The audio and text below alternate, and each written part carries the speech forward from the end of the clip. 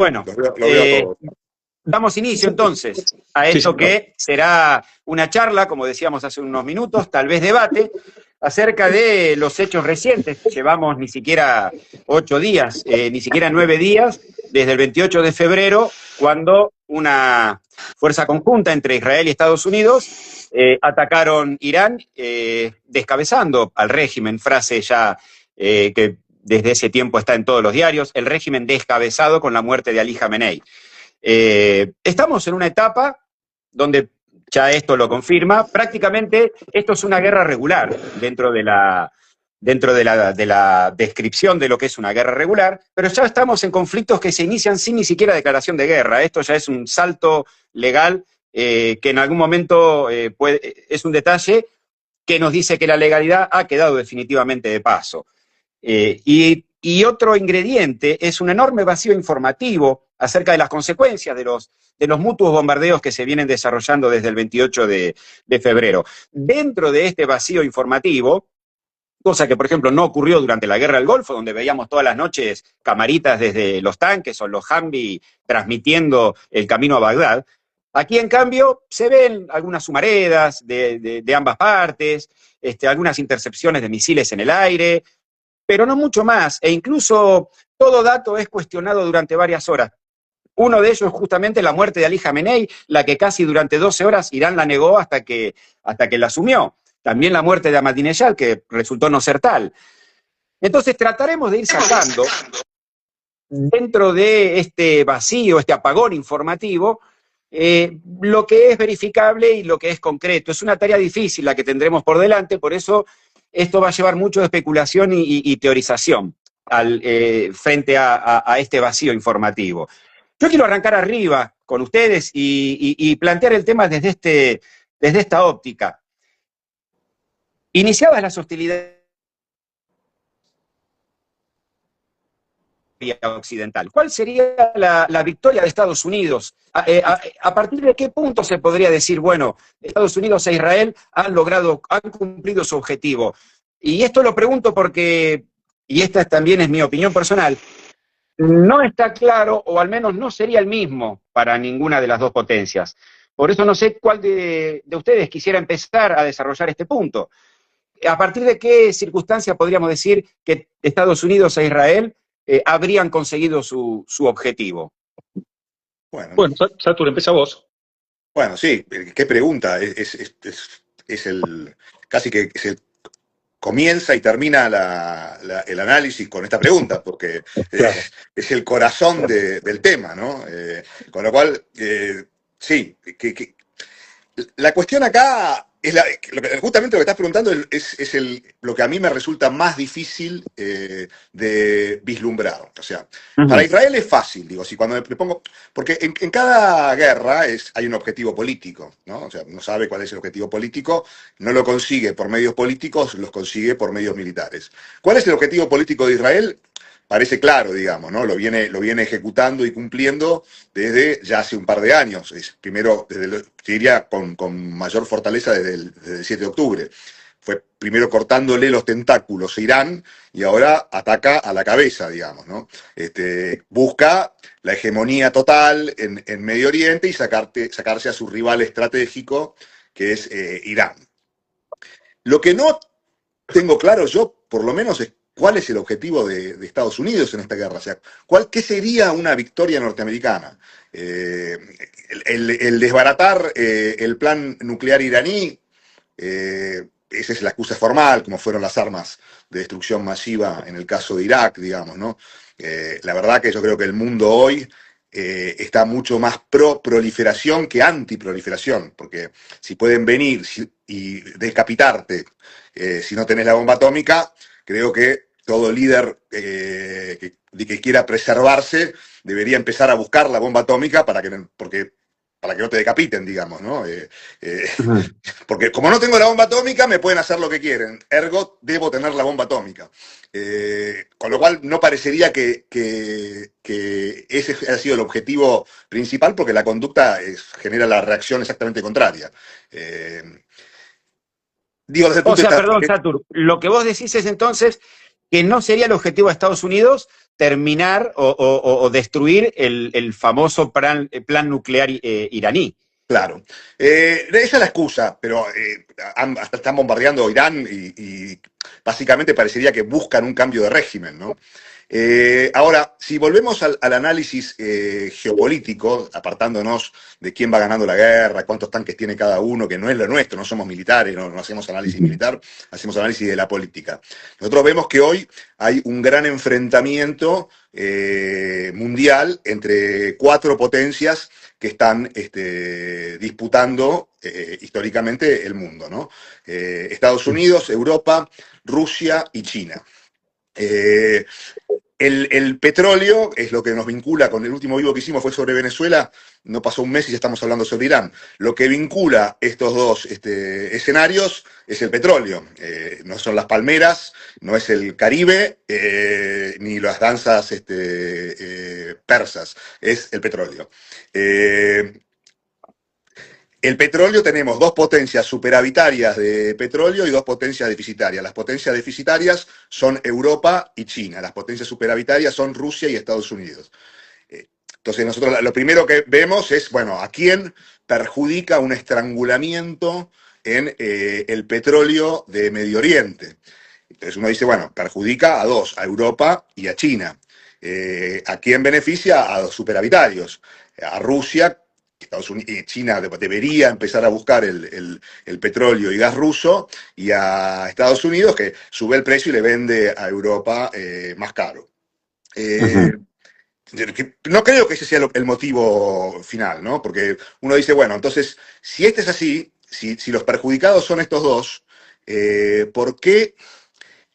¿Cuál es el objetivo de esta guerra? Porque si rápidamente terminan la guerra y construyen un Medio Oriente próspero, con un Irán moderno que se libera de esta tiranía, que creo que estamos todos de acuerdo, que es una tiranía espantosa, que estuvo reprimiendo a su propio pueblo hace pocos días, digamos, o sea, se libera de esta tiranía. Si uno pensara en el bien común, uno diría, bueno, el bien común sería, desaparece una tiranía sanguinaria, se elimina la tensión en Medio Oriente, ergo, las dos potencias deficitarias se ven beneficiadas por esta paz que conquistó Estados Unidos.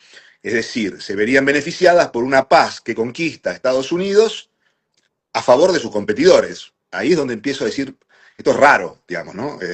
Si uno pensara en la conveniencia de Estados Unidos, pensaría, bueno, hay guerra, prendió fuego Medio Oriente, hay un lío enorme con Irán, el precio del petróleo sube, pero esto no debiera ser corto. Claro. ¿Para qué? Claro. Ahí está es interesante lo que vos decís, si me permiten, porque entonces se agregaría un segundo objetivo. El primero sería el cambio de régimen, que es el que están diciendo, ¿no? Vamos por ahora a basarnos en lo que se dice públicamente. Se dice que es el cambio de régimen. Muy bien. Ahora, con eso no alcanzaría, porque como bien vos decís, si mañana asume una democracia parlamentaria en Irán y ya no hay ningún vestigio de un fundamentalismo islámico, bueno, se pone a vender y China va a bajar al entrar Irán en el mercado petrolero, va a bajar el precio naturalmente. Quiere decir que el segundo objetivo sería poner un gobierno que sea afín a Estados Unidos. Entonces, tendrían que ser dos objetivos. Pero aunque fuera un gobierno afín a Estados Unidos, bueno, claro. igual va a venderle a China y a Europa porque son sus compradores y va a ganar plata. ¿A quién más le va a vender? ¿A quién más le va a vender, no es cierto? No le va a vender a Rusia, que es exportador, no importador de petróleo. O sea, le va a vender a China y a Europa. Aunque sea muy amigo, porque acá, ¿qué es un gobierno afín? ¿Qué es ser amigo? No hay amigos en la política internacional. Para nosotros, digo, no los realistas. Hay intereses, nada más. Un gobierno títere podríamos llamar. Pero un gobierno títere que tendría que no venderle a quien no tendría ninguna limitación para comprarle. ¿Por qué? Y veamos Venezuela. ¿Qué hizo en Venezuela? Dejó a Daisy Rodríguez, no puso una democracia, no trajo a Corina Machado. Dejó a Daisy Rodríguez. Daisy Rodríguez lo transformó en una democracia próspera y libre y están vendiendo petróleo a China a precio más barato. No. Es decir, mantiene un gobierno que no tiene tanta legitimidad, pero que le es afín a Estados Unidos. ¿Podría ser ese un modelo? Lo estoy preguntando, ¿no? ¿Podría ser un modelo? Hay mucha gente diciendo eso que está diciendo vos, Mauro. Yo creo que es incomparable, digamos. Estamos en una nación caribeña y el imperio persa que tiene miles de años, digamos, ¿no? Claro. O sea, no me parece que sea el mismo modelo de manejo. No se puede hacer lo mismo, claro. uno con otro. Me parece que no me imagino un gobierno, los persas, o sea, sí, pueden estar en un momento de debilidad. China tuvo sus 100 años de su siglo de oprobio, digamos, pero son los persas, ¿no? Yo les Sí. hago un planteo sobre esta idea, que es la siguiente, de acuerdo a lo que estamos diciendo. Uno podría pensar que un objetivo interesante para Estados Unidos, positivo para Estados Unidos, sería un cambio de régimen, como mencionaban recién, aunque luego esto fue negado, no solo por Trump, por su vicepresidente, diciendo no buscamos un cambio de régimen, ya con los bombardeos iniciados. Por otro lado, hay una situación que me parece que tendríamos que reacomodar el foco, porque yo hago este planteo de la visión global. Yo creo que tendríamos que enfocarnos primero en Israel, dado que, desde mi visión, Estados Unidos e Irán están bailando al ritmo de Israel. Como señalaba Satur, quien sí tiene mucho más claro qué sería una victoria o motivos mucho más asentados en su doctrina, es Israel. Más allá de la retórica estadounidense-iraní que lleva décadas. Pero Israel sí tiene una necesidad vital de que Irán, por ejemplo, no tenga armas nucleares o de que los grupos proxy de Irán no se vuelvan a fortalecer. Entonces, creo que la discusión del conflicto en sí tendríamos que encararlo desde que la cabeza impulsora de esto es Israel y no Estados Unidos. Analizando la participación de Estados Unidos, porque, como decía Satur, compartimos intereses más que amistad. No en toda excursión israelí Estados Unidos puso sus armas, su fierro, su sangre. ¿No habrá habido, pregunto, no habrá habido un error de cálculo de parte de la Casa Blanca y de los estamentos estadounidenses? Bueno, estás afiladísimo. El tema de la interna norteamericana es el gran tema acá, ¿no? O sea, que nosotros lo venimos con Mauro siguiendo, uno ve cosas muy novedosas en la interna norteamericana. Primero, el Partido Demócrata, con toda su base de sustentación, con la causa Free Palestine, ¿no? Entonces uno dice, bueno, ya la izquierda norteamericana es anti-israelí. Pero después del ataque de la guerra de los 7 días, 8 días, 12 días, que Estados Unidos participó, se armó un movimiento muy fuerte incluso dentro del MAGA, diciendo esto que estás diciendo vos, Martín, es decir, che, ¿qué estamos haciendo acá? ¿Estamos haciendo el interés nuestro o el interés israelí? ¿Por qué? Porque Trump dijo que venía a terminar con las guerras. No solo no terminó con las guerras, sino que nos está involucrando en una guerra. ¿Y dónde está la nuestra en esta guerra? Plantean. ¿Cuál es la nuestra en esta guerra? No la entendemos. Claro, nosotros tampoco. Bueno, es lo que no. Yo creo, yo creo que Trump se metió en un problema. Porque la de Estados Unidos en esta guerra es que la guerra no termine. Ahí sí la veo clara. Si la guerra no termina, veo claro el panorama. Las dos potencias que son las competidoras de Estados Unidos, que dependen del petróleo, tienen cerrado la canilla del petróleo de Medio Oriente. Y fuerza a China, que se estaba negando, porque Rusia viene promoviendo la integración energética con China. Estados Unidos con Rusia acuerdan y le cierran la provisión a Europa. Rusia se tiene que volcar hacia China. China se niega, se venía abasteciendo parte de Rusia muy importante, pero también de Irán, también de Venezuela. Le cierran Irán, le cierran Venezuela, tienen que ir a Rusia. Pero esto asume que Irán y Venezuela están cerrados largo tiempo, ¿no? Claro. Porque también explica la actitud de China. China no está apoyando a los ayatolas. China está esperando que China promovió la paz en Medio Oriente. Esto arranca antes del 7 de octubre, en marzo, con Xi Jinping, con Arabia Saudita e Irán, los chiitas y los sunitas juntos promoviendo la paz en Medio Oriente. Continúa con Israel comenzando las negociaciones de paz con Arabia Saudita para que Arabia Saudita reconozca el Estado de Israel. Después aparece el 7 de octubre y ahora aparece la guerra de Irán. En esa lógica, uno diría, bueno, la de Estados Unidos es que esto no termine, porque si termina, gana Trump, pone la paz, se saca la foto con todos abrazados, es la misma foto que tenía Xi Jinping. O sea que Estados Unidos al final terminó siendo lo que Xi Jinping quería. Entonces, me parece, o Estados Unidos y Xi Jinping están juntos y arreglados, que puede ser, o acá hay algo contradictorio, ¿no? Porque si Xi Jinping promovió la paz, Medio Oriente se prendió fuego, ahora viene Trump a imponer la paz. ¿Y cómo va a pegarle esta guerra duradera a Trump? Porque Trump necesita en su política interna volver con una victoria. Él empieza una guerra cuando había prometido en campaña que no iba a terminar con las guerras, él la tiene que terminar rápido, y sin sangre norteamericana. Bueno, si eso no ocurre, Claro. probablemente los enemigos internos de Trump adquieran mayor peso, claro. Adquieran mucho mayor peso. Claro. Quería decir algunas cosas por la misma pregunta, porque coincido con Satur en que fue una pregunta muy, muy atinada, porque creo que estás entrando en el corazón del asunto, ¿no? Lo primero que diría es, hace una semana empezaron los combates, entonces todavía no está todo muy claro, se van perfilando algunos escenarios y coincido con lo que ustedes más o menos vienen describiendo, pero todavía no está claro el escenario.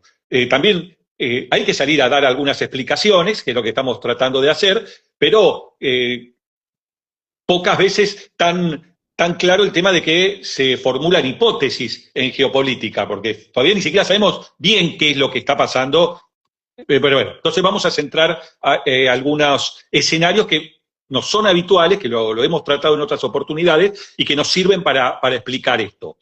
A mí lo primero que me viene a la memoria es que en la década del 70 Richard Nixon escribió un libro, después de dejar la presidencia, La verdadera guerra, donde dice que el estrecho de Hormuz es la yugular del petróleo, y dice una frase interesante, dice, el que domine el estrecho de Hormuz pone de rodillas a Europa y a Japón, dice él. Los que son más grandes, como nosotros, ustedes son jóvenes igual, pero nos acordamos que la potencia desafiante parecía que era Japón, después vimos que no. La gran potencia oriental hasta los 80 era Japón. Era Japón. Entonces, si ahora lo reemplazamos por China, entonces esto coincide con el análisis que hizo Satur hace unos minutos, diciendo, bueno, de los 4 actores, que para mí hay 3 que son los principales, ¿no? En eso creo que coincidimos, Rusia, China y Estados Unidos, y Europa también viene ahí un escaloncito abajo, hay 2 que necesitan petróleo. Entonces, bueno, el que domina el estrecho de Hormuz, el cerrar el estrecho de Hormuz, pone de rodillas a Europa y a China. Obviamente que vemos una Europa muy preocupada, las noticias nos traen que en Europa ya hay aumento de precios, ya hay inflación, ya aumentó la gasolina. China todavía no. China no está tan urgido. Le genera un desafío a China, pero China todavía no es que está en crisis. No, y reemplaza con Rusia. Reemplaza con Rusia, aumenta, y tiene enormes reservas para aguantar este vendaval que puede durar. Sí, ojo, las reservas de China son el 30% de las importaciones del año pasado, ¿no? Eso te permite durar en un escenario corto. Yo creo que China está apostando a un escenario corto, pero claro, no te permite aguantar largo. Por eso lo que vos decías es importante, que esto parecería que a Estados Unidos le conviene una guerra larga. Otro tema que yo quiero remarcar en esta semana de guerra es el poder incontrastable que está teniendo Estados Unidos, tecnológico. Pero esto no me refiero solamente a cómo descabezó la cúpula iraní en 24 horas, ¿no? Con una precisión y una tecnología que ningún otro país lo tiene, sino que tampoco hay que soslayar que, según informan, hay que ver si es cierto o no, Irán le tiró 30 y pico misiles hipersónicos a un portaaviones norteamericano, al Roosevelt, creo, no le pegó ninguno. Quiere decir, ¿estamos en conocimiento de cuál es el verdadero poder tecnológico norteamericano? ¿Hay algún país que se le acerque? ¿O están todos hablando de que no puso la infantería en el terreno? Bueno, sin poner la infantería, bastante daño ha ocasionado, y el único derribo que tuvo fue por fuego amigo, aparentemente por un error de Kuwait. Es decir, eso yo creo que hay que remarcarlo. Y entonces esto viene también, Martín, a contestar lo que vos planteabas, que es justamente la interna norteamericana que critica, dice, che, parecería que Estados Unidos está siguiendo a Israel. Estos son los intereses israelíes, porque no hay duda que Israel tiene un interés en debilitar a Irán y en derrotarlo. ¿Pero es interés de Estados Unidos? Bueno, una cosa es que el presidente de Estados Unidos haga una declaración, y esa declaración puede hacerla sin consultar con otras partes del poder norteamericano. La movilización que hizo Estados Unidos, la cantidad de buques, de aviones, de misiles, todo esto nos tiene que llevar a pensar que no es un hecho aislado que Trump lo están llevando de las narices. Quiere decir que acá Estados Unidos está de acuerdo, por lo menos en iniciar esta guerra. Después vamos a ver qué pasa, pero en iniciarla está de acuerdo. Acá está de acuerdo el Pentágono, acá está de acuerdo los servicios de inteligencia. Esto no es que Israel lleva de las narices a Estados Unidos. Porque No, acá, no, claro. claro, La única duda que tenemos es si el objetivo de Israel es el mismo que de Estados Unidos. exacto, Y la otra duda que tenemos es, yo creo que el objetivo de Trump es el mismo que el de Israel. No estoy seguro que el objetivo de Trump y de Israel sea el mismo que el de Estados Unidos. Eso es lo que... vos estás marcando un Estados Bueno, Unidos, bueno, pero no es un tema menor, porque no, el hecho de que no haya una cohesión total en alguna de estas dos naciones es negocio de Irán. Entonces, una guerra larga, a pesar de que Irán es el que está siendo bombardeado en su territorio y no en sus bases, como en el caso de Estados Unidos, podría esperarse una mayor resiliencia de los iraníes en cuanto a de los estadounidenses o mismos de Israel. Sobre lo que planteabas, Mauro, yo lo pongo yo quisiera ver la evolución de los hechos militares. Algunos de los hechos que mencionás han sido así, pero están puestos en duda, como por ejemplo, si el avión caído en Kuwait fue fuego amigo o efectivamente fue derribado. Hay también una diferencia, repito, dentro del vacío informativo en el que estamos, hay una diferencia de objetivos, y esto lo quiero plantear de esta forma. Hasta ahora, desde mi opinión, se ha visto que los objetivos en los que se han enfocado Estados Unidos e Israel han sido principalmente políticos. Si bien todo es política, lo primero que se hizo fue terminar con la vida del máximo líder iraní, luego sus principales generales, Es de locos gente, eso, ¿no? O sea, gente de la Guardia Revolucionaria. Hay un Putin, detalle no menor. Sí, Satur.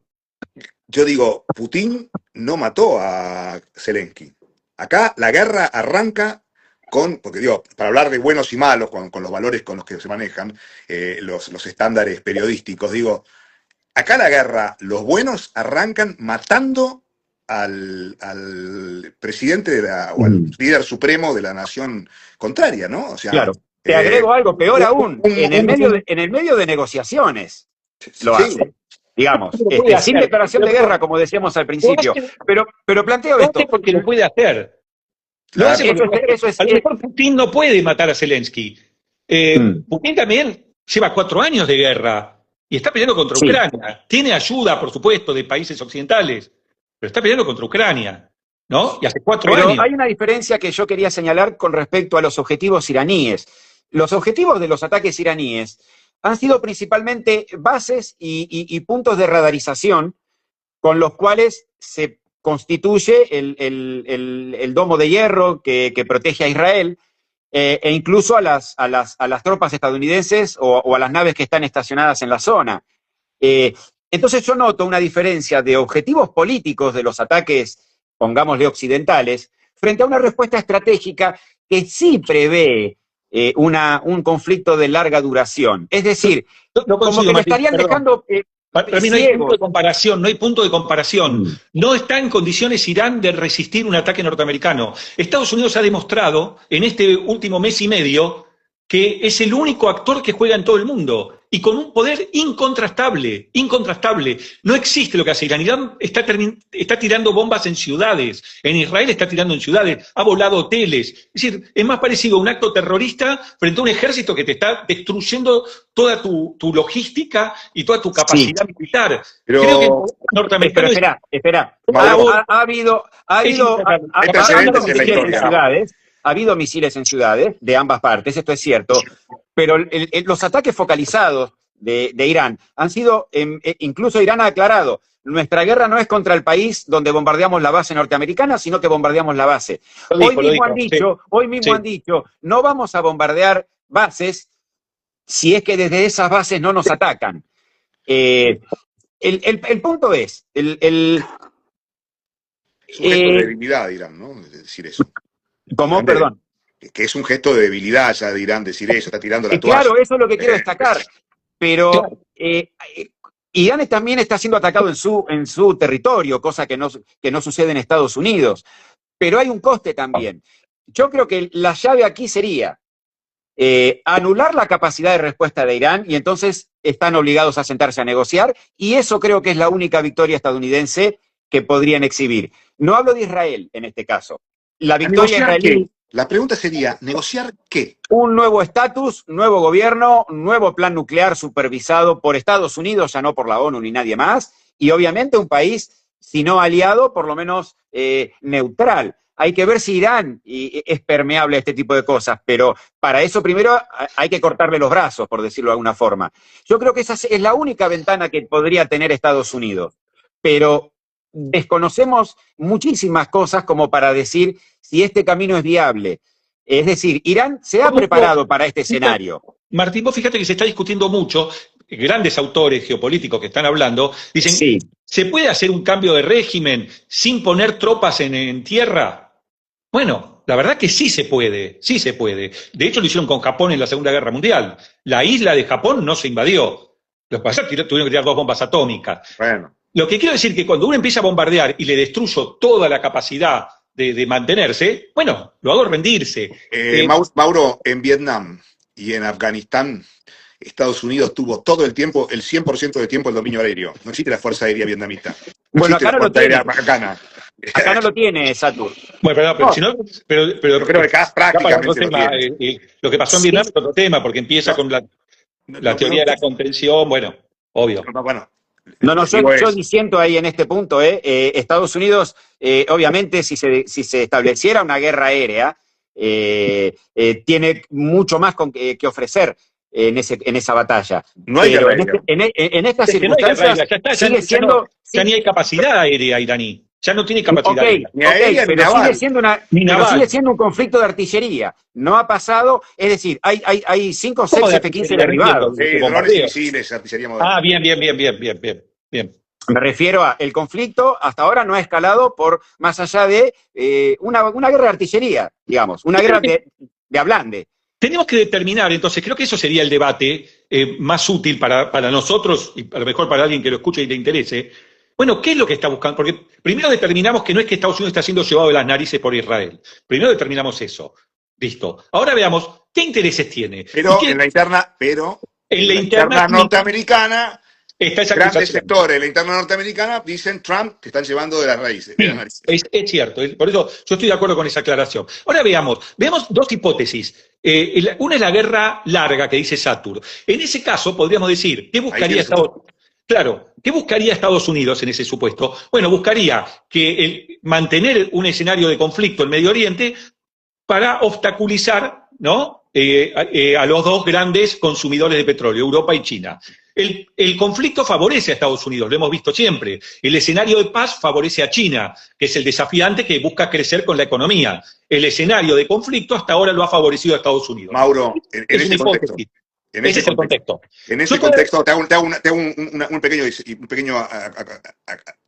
acotación, una pequeña acotación. Los hutíes, Sí. unos domadores de camellos, nunca pudieron ser vencidos por Estados Unidos. Imagínate Irán. Digo, yo no estoy diciendo que Estados Unidos no puede vencer a Irán y que Estados Unidos no puede vencer a los hutíes. Yo lo que estoy planteando es, ¿quiere vencerlo?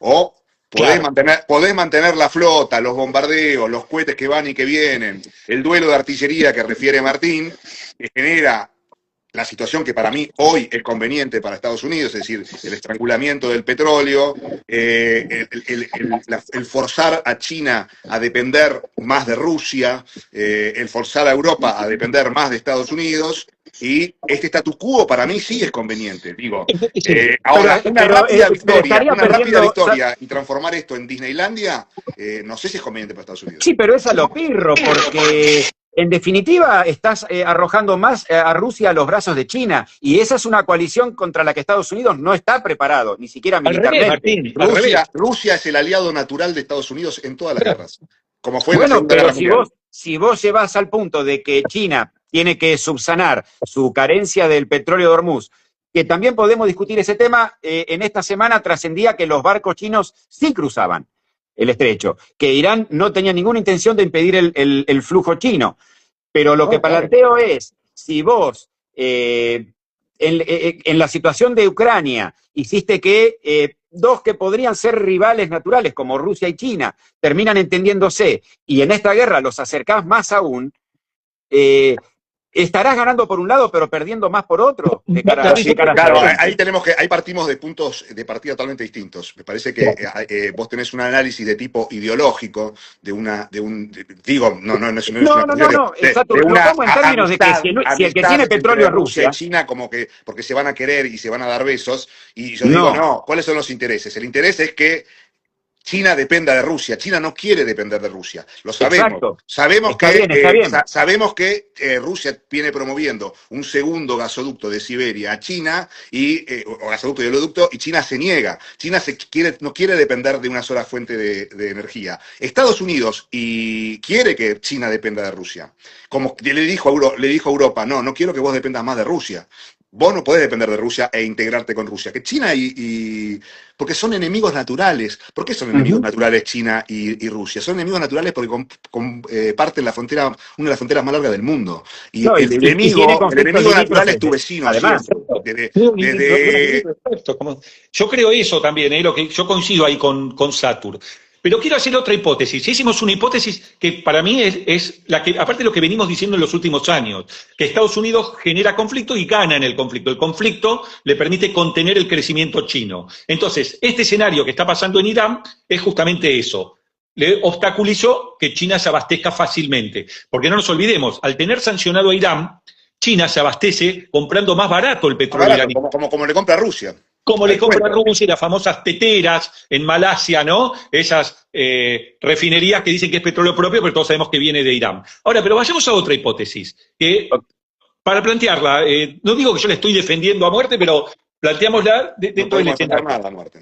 Claro, porque estamos hablando de lo plausible, acá esto no es una ciencia exacta, es lo que puede o no suceder. Veamos otro escenario.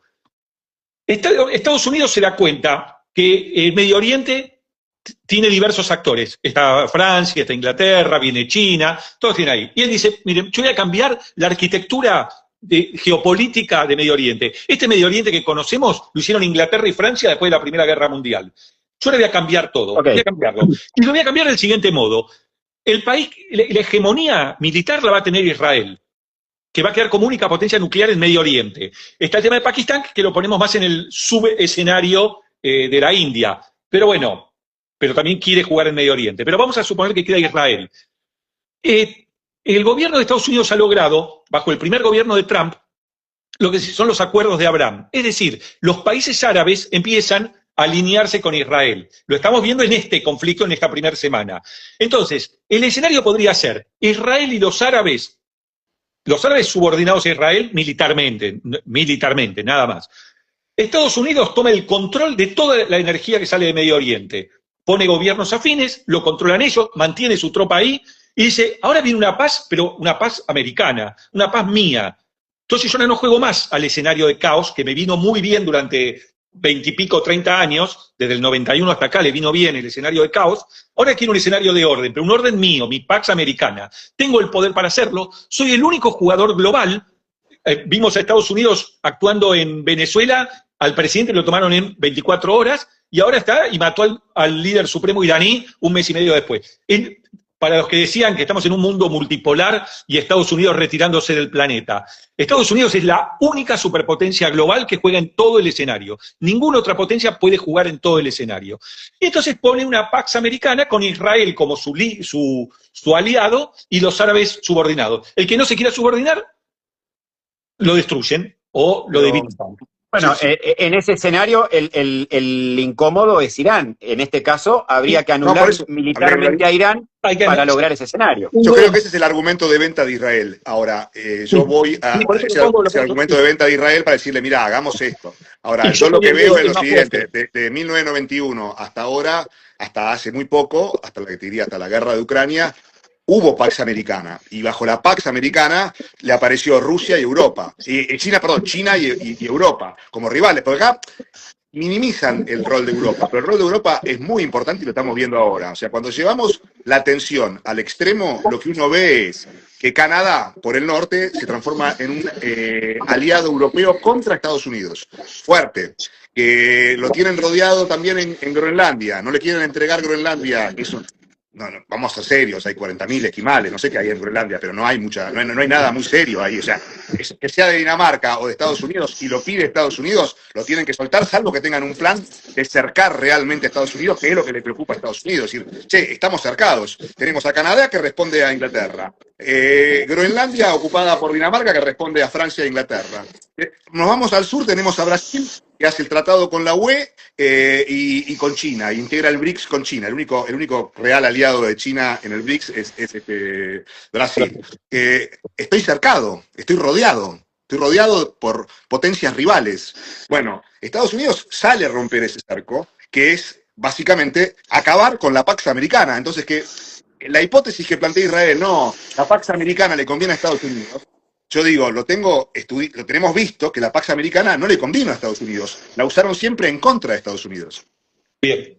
Bueno, vos ha intervenido en múltiples países, Estados Unidos en Oriente. Los finales no han sido felices.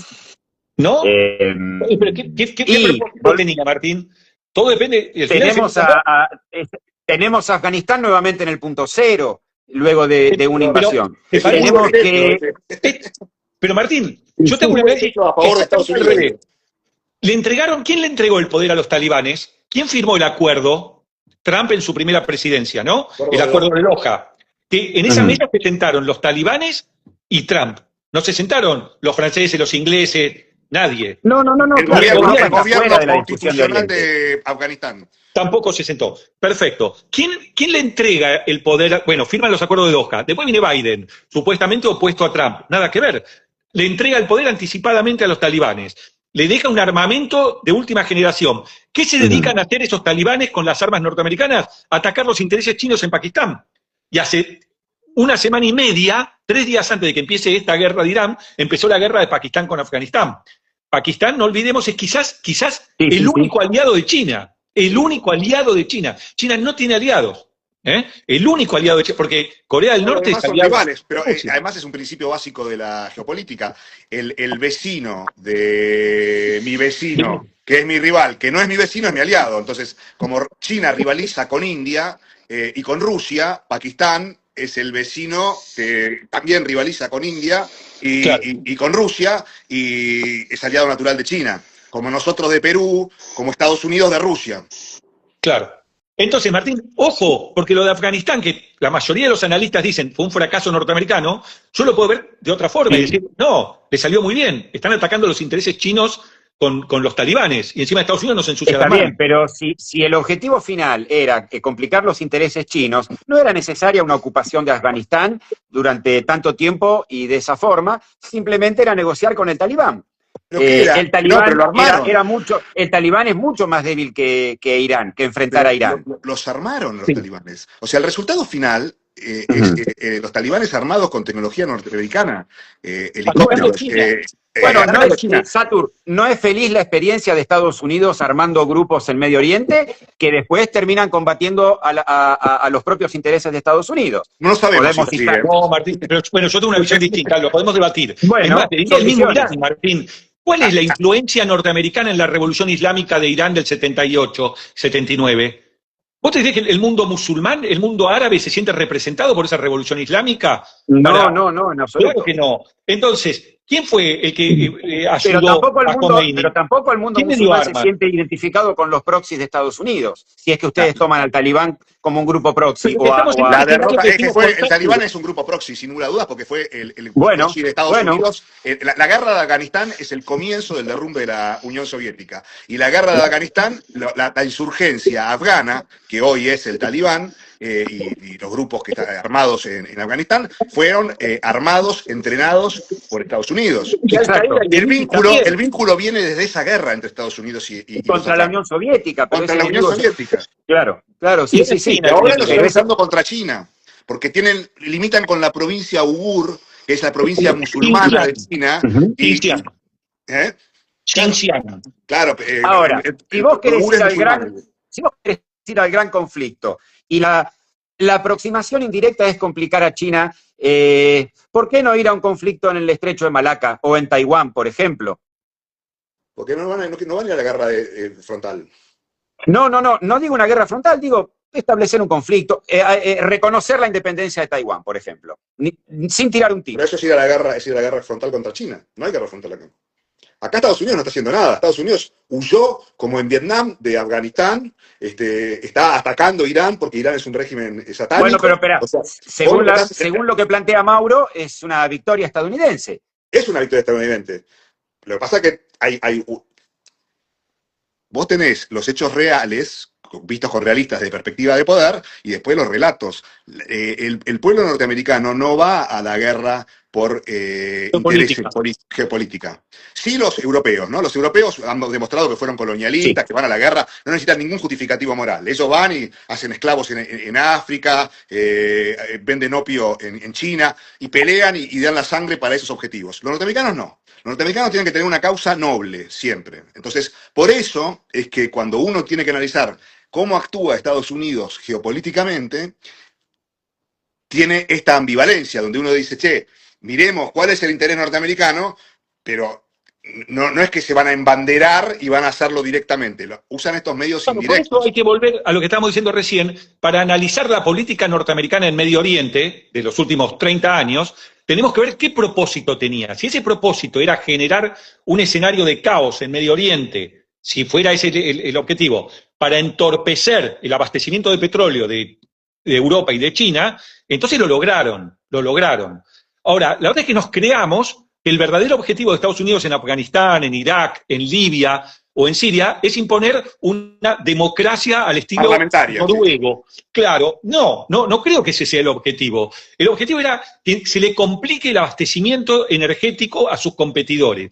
Y eso yo creo que lo está logrando. Lo dice entonces, está bien, pero política de caen seguridad aliados norteamericana, también. oficialmente.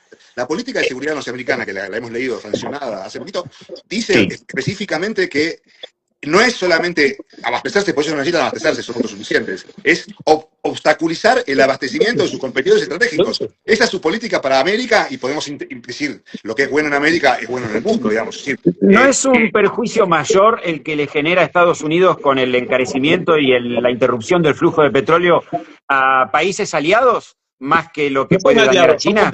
Europa no es un aliado de Estados Unidos, es un subordinado. No, pero digo Europa, Corea del Sur, Japón. Estamos entrando en el gran tema. Yo no creo que el conflicto, para entender el mundo actual, está buenísima tu pregunta, Martín.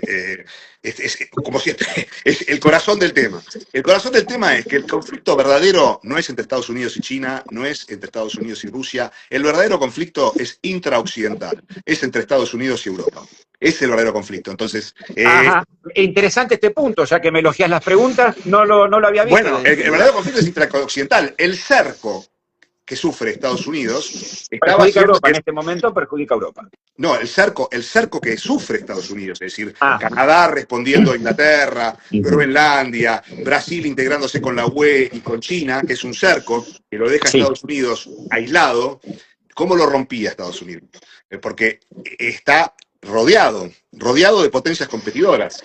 Los europeos con hermosas palabras, regulaciones, libre mercado, pero estaban estrangulando a Estados Unidos, cerrándole el Ártico, cerrándola por abajo, y al este y al oeste con China. Ese cerco se está rompiendo. Si hubiera seguido avanzando ese cerco, ¿dónde terminaba? En la Pax Americana. ¿Cuándo terminaba esto? ¿En qué momento iba a terminar? Con México integrándose a China. ¿Cuántos proyectos hubo? Con Peña Nieto, ¿ustedes se acuerdan? Peña Nieto firmó los acuerdos con China para hacer el tren bala y el aeropuerto de DF. Justo hubo un caos interno con la muerte de esos chicos, esos 40 chicos estudiantes que murieron, y casi cae el gobierno. Y entonces, unilateralmente, México dio de baja todos los acuerdos con China y no le devolvió el dinero. Entonces, ¿dónde termina? Está muy bien la pregunta, Satur. Y terminaba con México jugando para China. Todo rodeado. Bueno, Estados Unidos tiene que romper el cerco. Claro, ese cerco lo explica Nicolás Spigman, uno de los grandes geopolíticos norteamericanos de la década del 40, muere en el 42, y él se advierte de este tema. Dice, nos están cercando, nosotros estamos rodeados. Lo que pasa es que estamos acostumbrados a ver el mapa, el que veíamos en el colegio, donde Estados Unidos está en un costado. pero si nosotros, como el mundo es redondo, vamos Como a la ver. pelota. Si ponemos América en eso creo que estamos los tres de acuerdo. En eso estamos los tres de no acuerdo. estamos en teorías conspirativas terraplanistas. Entonces, Estados Unidos está rodeado de Europa y Asia. Sí. Por eso toda la política norteamericana es romper esa posibilidad. Y eso fue la Segunda Guerra Mundial. Entonces, si nosotros no entendemos que la Segunda Guerra Mundial fue Estados Unidos y Rusia juntos contra Europa, entonces no entendemos nada, porque nos pensamos que es un grupo de gente buena, democrática, luchando contra un tirano. No, la Bueno, verdadera este alianza, sería un excelente punto para otra reunión, Pero que tiene porque que es ver con la bastante actualidad. polémico lo que planteas. Pero tiene que ver con la actualidad.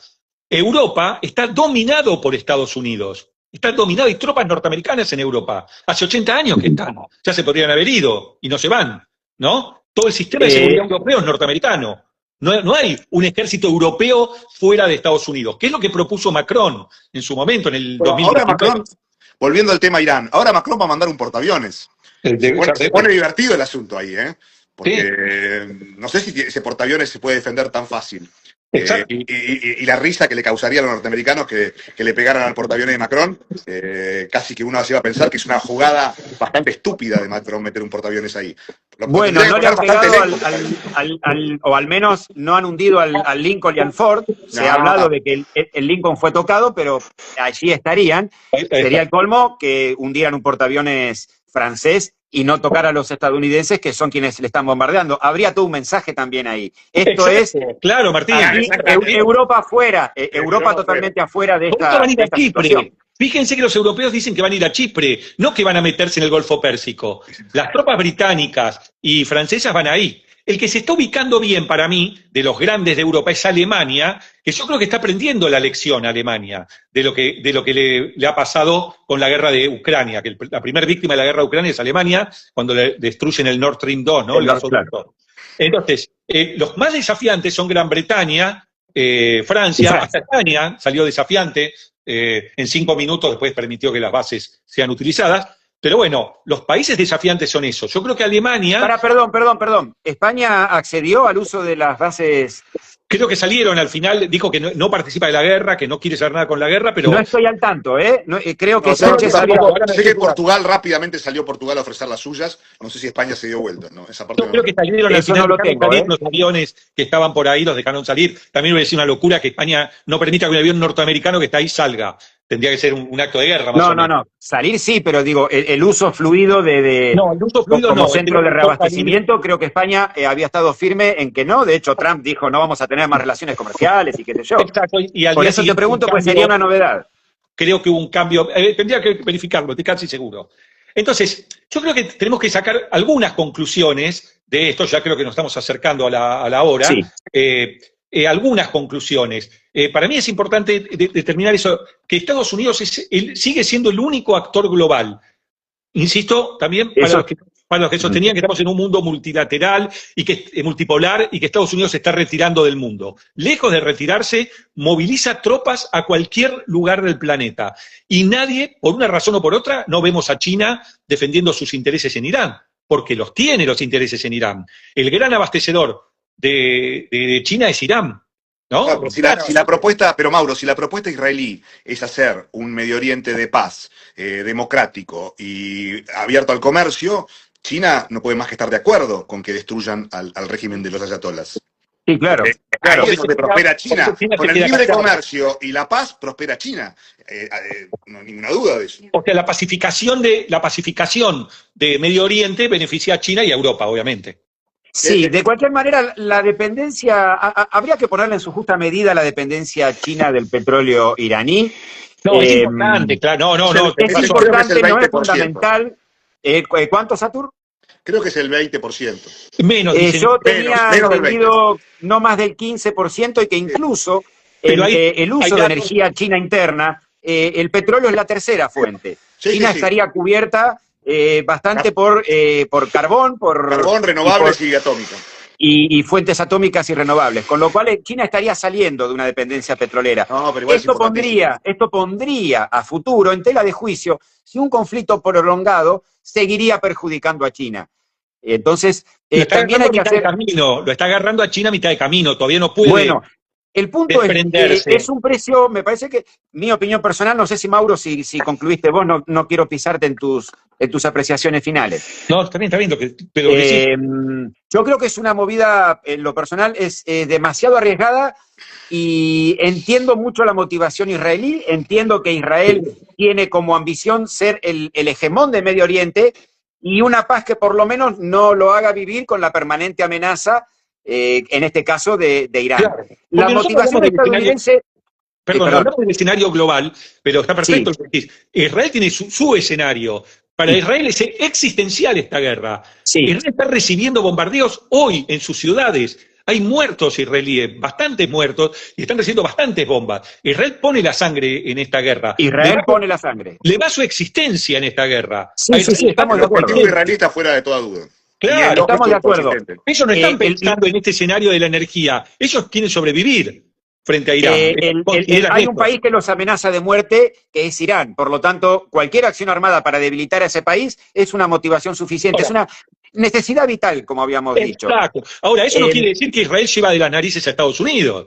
Eso podrá hacer que el lobby israelí dentro de Estados Unidos, que es muy poderoso, logre algunas posturas norteamericanas. Pero esta movilización, con este poder tecnológico puesto al servicio de esta flota, no va a ser para defender los intereses de Israel, el Pentágono, todo lo demás. ¿Qué nos importa? Yo creo que sobre la participación de Estados Unidos y la realización o no de estos objetivos sobre los cuales hemos especulado en esta hora, me parece que tendríamos que esperar todavía un mayor desarrollo de los acontecimientos.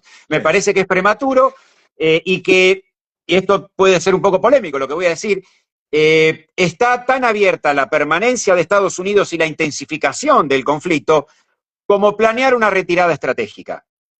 Por cuestiones internas de Estados Unidos, no solo por lo que significa el desarrollo. Estoy de acuerdo, me parece si hay que hacer un pronóstico. A mí me parece que a Trump y a Israel les conviene una guerra corta y con un éxito que sería un cambio de régimen, porque no hay otra salida para esta guerra que no sea un cambio de régimen. Y me parece a mí que en una política más amplia, tal como ocurrió con Ucrania, el interés norteamericano, mi visión, si sigo la misma lógica con la que analizamos Ucrania, con la que analizamos todos estos escenarios, debiera ser que el conflicto durara y que la flota norteamericana esté en ese lugar estratégico que es la yugular del petróleo, instalada un largo tiempo. Y le va a costar a Trump eso probablemente mucho capital político. Es interesante que incorpores un nuevo actor, Satur, que es Trump y Estados Unidos. Sí, es muy interesante. Estados Unidos, es interesante verlo desde este lugar. Bueno, no necesariamente coinciden los intereses, vos te estás planteando que no, de hecho. Bueno, sí, sin dudas. O sea, me parece que hay un estado profundo, se lo conoce como Deep State, y existe, digamos, no es una bruja, es el aparato militar industrial norteamericano, el aparato de inteligencia norteamericano que piensa permanentemente en los Estados Unidos, más allá de algún aventurero que pueda aparecer cada tanto, que tenga sus propias inclinaciones, pero es una persona. Y si esto depende de una persona, es bastante riesgoso, pone en riesgo mucho capital. Entonces hay todo un sistema que es lógico y bueno que exista, que está permanentemente pensando la estrategia y siguiendo la lógica que uno viene viendo de ese sistema, parecería que esto debiera durar. ¿Vos ves entonces que el interés de Estados Unidos es que esto se prolongue? Que fuera una guerra larga. No sé si Mauro coincide con esta idea. Digo, para ir cerrando y arriesgar alguna hipótesis sobre qué se puede esperar de este conflicto o una escalada. Yo planteé dos hipótesis que tienen que ver con lo que dice Satur. Una de una guerra corta, en donde Estados Unidos logra imponer todo su poder y establece una Pax Americana y se asegura el control de los medios de producción de energía de Medio Oriente, o dejar un escenario de conflicto con el cual también tengo asegurado, y los dos tienen la misma finalidad quizás, obstaculizar el crecimiento chino. Creo también que en esta guerra, voy a coincidir con algo que dijiste, Martín, que todos estos análisis son prematuros. Lo dijimos al principio. Creo que ni el mismo Estados Unidos sabe dónde va a poder detenerse. Estados Unidos va avanzando. y va viendo qué pasa. A lo mejor se tiró el lance de matar a toda su cúpula, a la cúpula de Irán el primer día y le salió bien. Bueno, me voy encontrando con este escenario. Ve después que los árabes se le suman, que los europeos que al principio le habían dicho que no, se le suman. Bueno, le van saliendo bien las cosas. ¿Dónde se va a detener? ¿Dónde se va a detener Estados Unidos? Pero, bueno, a medida que avance, gana y gana terreno. Pero Mauro, que se sumen los europeos y que China no haga nada, indica que Estados Unidos está jugando para ellos. Claro, que el silencio chino es, me conviene lo que estás haciendo. Claro. A China. Ahí es donde veo la dicotomía entre la política norteamericana y el interés de Trump. Trump ahora tiene que ganar esta guerra rápido y sin sangre norteamericana, porque él prometió en la campaña que él iba a terminar con las guerras. Y no solo no la está terminando, sino que está involucrando a Estados Unidos en una guerra que, si llega a ser larga y llega a haber sangre, ya hubo sangre, pero más sangre, se le va a volver en contra. Hay mucho enojo en el MAGA con esto. Y cierro con una última pregunta, si no tienen nada más para agregar. No. ¿Cuál sería la victoria de Irán? Nada. Sobrevivir. Sobrevivir, sí, mantenerse. Aún en una guerra prolongada, sostener el intercambio misilístico. Digamos, Irán no ha hundido un portaaviones, eso sería una escalada. Se acercan al francés, por ahí le toca a uno. ¿Cómo? Se acercan al francés, por ahí le toca a uno. Bueno. Norteamericano seguro no va a hundir, pero... Bueno, habría que ver, es toda una escalada en el conflicto, digamos, si empezar a hundir naves.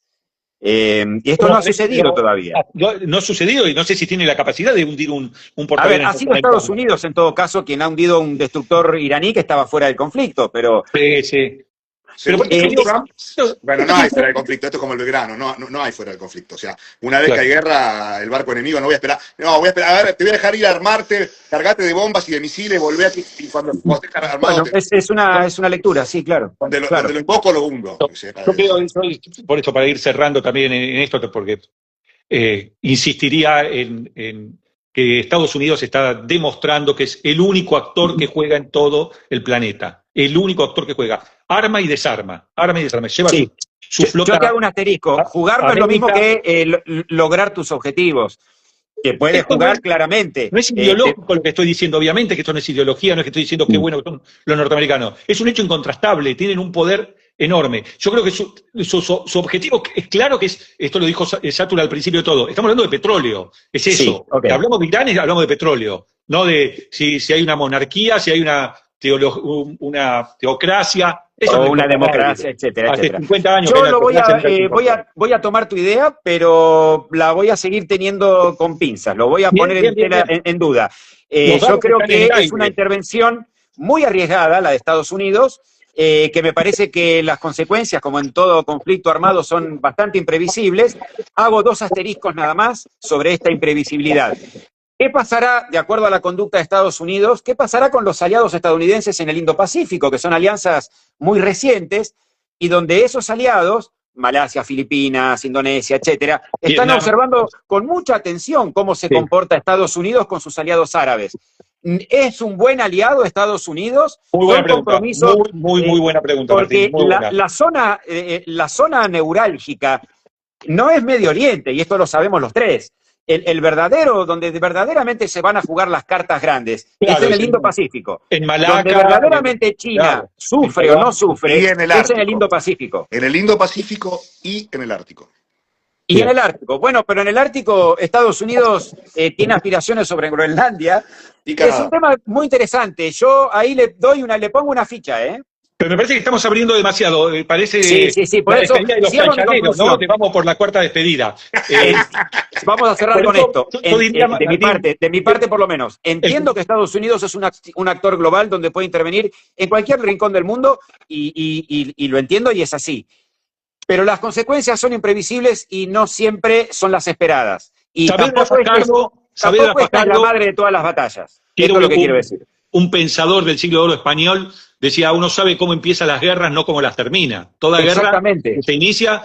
Mire, si le hubieran hundido un portaaviones a Estados Unidos, si se lo hubieran hundido esta semana, era otro... Entonces uno viene con todo un análisis geopolítico y cae Trump a lo mejor en 10 minutos. Sería totalmente distinto, porque estaríamos hablando de cómo repercutió en Estados Unidos perder a una de sus naves. Satur, el último minuto es para vos.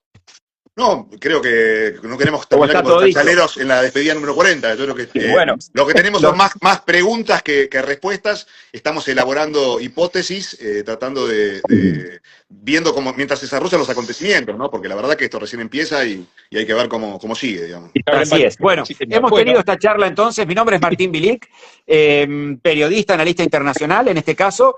Hemos conversado con el profesor de geopolítica Mauro Labombarda y el profesor de geopolítica también, Saturnino Funes. Ha sido un placer, como ya solemos decir, y en fin, los esperamos hasta la próxima discusión, donde tocaremos seguramente algunos de los temas más importantes de la actualidad internacional. y quería agradecer a la gente que nos está siguiendo, que nos está viendo, que hicimos este cambio de una plataforma a la otra, así que muy agradecidos a todos por participar. Bueno, Desde ya, por supuesto. Así que buenas tardes para todos y gracias por escucharnos y seguirnos. Gracias a vos, Martín, muy bueno.